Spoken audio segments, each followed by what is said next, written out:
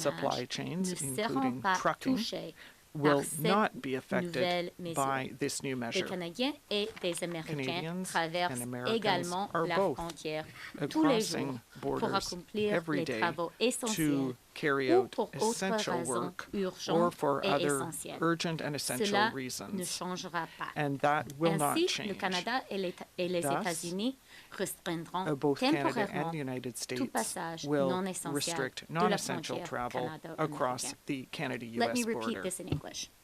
The Canada-US border represents a unique relationship between our countries and our people. $2.7 billion in trade crosses the border every day, and that trade is essential to the economies and well-being of both Canadians and Americans.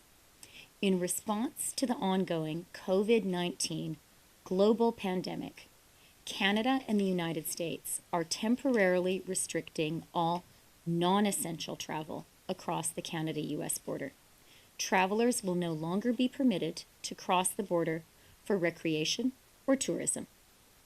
In both of our countries, we are encouraging people to stay home. This collaborative and reciprocal measure is an extension of that prudent approach. Essential travel will continue unimpeded. The Canadian and U.S. governments recognize that it is critical for us to preserve supply chains between our two countries. These supply chains ensure that food, fuel, and life-saving medicines reach people on both sides of the border. Supply chains, including trucking, will not be affected by this new measure. Canadians and Americans also cross the border every day to do essential work or for other urgent or essential reasons. That will not be affected either. Therefore, Canada and the United States will temporarily restrict all non-essential travel across the Canada-US border. Now, let me just add that this agreement was concluded this morning in a phone call between the Prime Minister and the President. I spoke twice yesterday with Vice President Mike Pence and this morning with Secretary Pompeo. Minister Blair has been speaking often with his U.S. counterpart, Secretary Wolf, the Secretary of Homeland Security, and he will speak further about that. This morning, I also held a phone call with all of the premiers of the provinces and territories. We spoke about this and many other issues.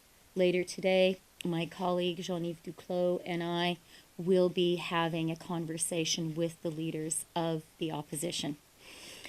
Let me just conclude by saying that we all now know that the advice of our experts is that this situation will get worse before it gets better. What is also true is that as a country, we are rising to the challenge, individually, collectively. We can do this. Let's take care of ourselves and each other. Everyone who can stay home should stay home. The decisions that each one of us takes today will save lives. So now let me turn to, we will hear this morning from the Minister of Public Safety and Emergency Preparedness, Bill Blair. Then we will hear from our inspirational Minister of Health, Patty Hajdu, and from our Chief Public Health Officer, Dr. Tam, and from our Deputy Chief Public Health Officer, Dr. New. Après ça, on va écouter le leader du gouvernement à la Chambre des communes et le lieutenant du Québec, Pablo Quebec Rodriguez. Lieutenant Pablo Rodriguez. Bill, please. Well, thank you very much, Christia, and good afternoon, everyone. As the Deputy Prime Minister has said, this is a very important day for Canadians and in our relationship with our American